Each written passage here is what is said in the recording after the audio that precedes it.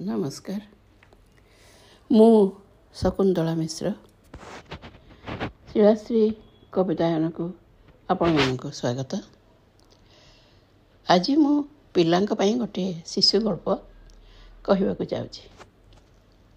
ଆରଥରକ କହିଥିଲି ବାଘ କାହିଁକି ଜାତୀୟ ପଶୁ। ଏଥର ସେଇ ବାଘ ଉପରେ ଆଉ ଗୋଟିଏ ଗପ କହିବି। ଇଏ ବି ସେଇ ଗାଁ ବଣ ଜଙ୍ଗଲର ଗୋଟିଏ ଗାଁର କଥା, ସତ କଥା ଉପରେ ଆଧାରିତ। ମୁଁ ପିଲାଦିନେ ମୋ ବାପାଙ୍କଠୁ ଶୁଣୁଥିଲି, ଆଜି ତୁମକୁ ଶୁଣାଉଛି। ଆରଥର ମୁଁ କହିଥିଲି ବାଘ ବଳୁଆ ହେଲେ ବି ବେଳେବେଳେ ବଳ ବୁଦ୍ଧିଠାରେ ହାରେ, ବୁଦ୍ଧି ଜିତିଯାଏ ବଳକୁ। ସେଇ ବିଷୟରେ ଏଇ ଗପଟି।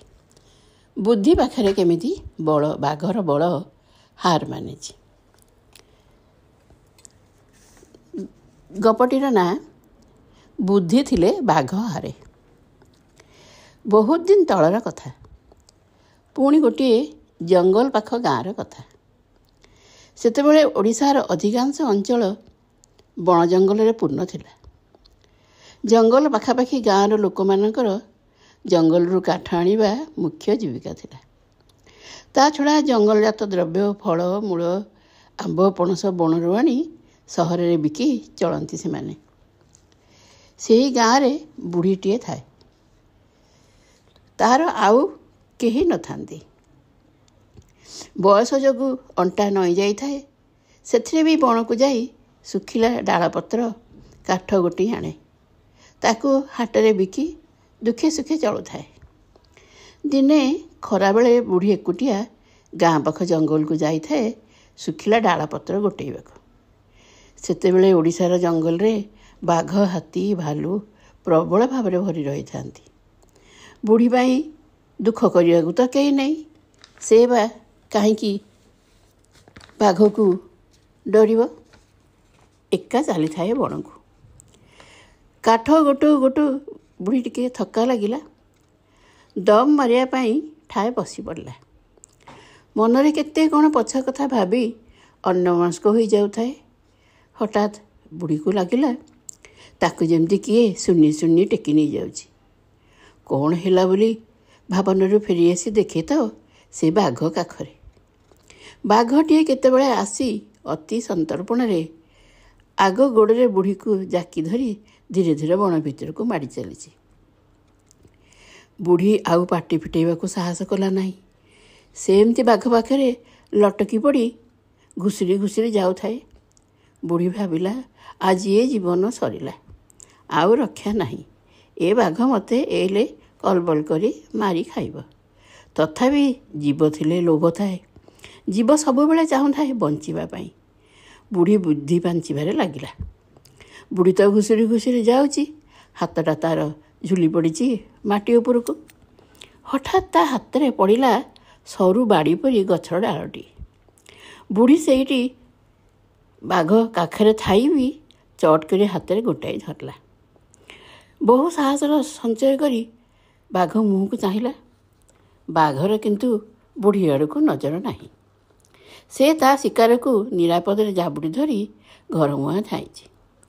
କେଉଁ ପଥର ଗୁମ୍ଫା ଭିତରେ ହେଇଥିବ ତା ଘର। ବୁଢ଼ୀ ଦେଖିଲା ବାଘ ତ ଅନ୍ୟମନସ୍କ ଅଛି। କ'ଣ ଭାବୁଛି କେଜାଣି।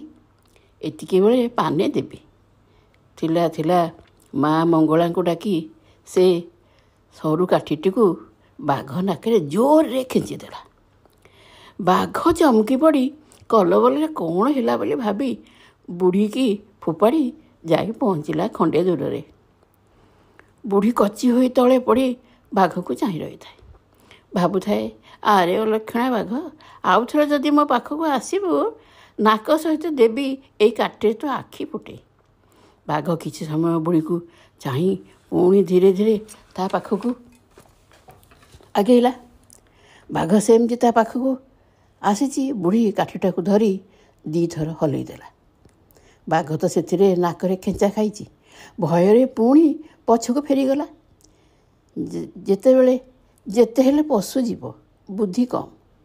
କାଠିଟାକୁ ଡରି ସେଇଟା ଗୋଟେ କି ମାରଣାସ୍ତ୍ର ଭାବି ବୁଢ଼ୀ ଆଶା ଛାଡ଼ି ବାଘ ଗୋଟିଏ ଗୋଟିଏ ଫେରିଗଲା ଘୋର ଜଙ୍ଗଲ ଭିତରକୁ। ବାଘ ଫେରିଗଲା ଘୋର ଜଙ୍ଗଲ ଭିତରକୁ। ବଳୁଆ ହେଲେ କ'ଣ ହେବ? ବୁଢ଼ୀର ବୁଦ୍ଧି ଆଗରେ ବାଘଟି ଠକିଗଲା। ବୁଢ଼ୀ ଆଶ୍ୱସ୍ତ ହେଲା ସିନା, ଆଉ ଉଠିବାକୁ ବଳ ପାଉନଥାଏ। ସେ ଏମିତି ସେଇଠି ପଡ଼ି ରହିଥାଏ। ସେତେବେଳକୁ ହାଟ ଲେଉଟାଣି ଲୋକ ଫେରୁଥିଲେ। ବୁଢ଼ୀକି ଦେଖି ସମସ୍ତେ ମିଶି ଟେକାଟେକି କରି ଗାଁରେ ନେଇ ଛାଡ଼ି ଦେଇ ଆସିଲେ। ବୁଢ଼ୀଠାରୁ ବାଘ କଥା ଶୁଣି ବୁଢ଼ୀର ବୁଦ୍ଧିକୁ ସମସ୍ତେ ଖୁବ୍ ପ୍ରଶଂସା କଲେ। ତା'ର ସାହସକୁ ମଧ୍ୟ ପ୍ରଶଂସା କରିବାକୁ ଲାଗିଲେ। ଚାରିଆଡ଼େ ଏଇ କଥା ବିଜୁଳି ବେଗରେ ଖେଳିଗଲା।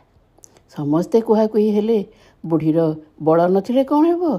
ତା'ର ସାହସ ଓ ବୁଦ୍ଧି ପାଖରେ ବାଘ ବି ହାର ମାନି ଡରି ପଳେଇଲା।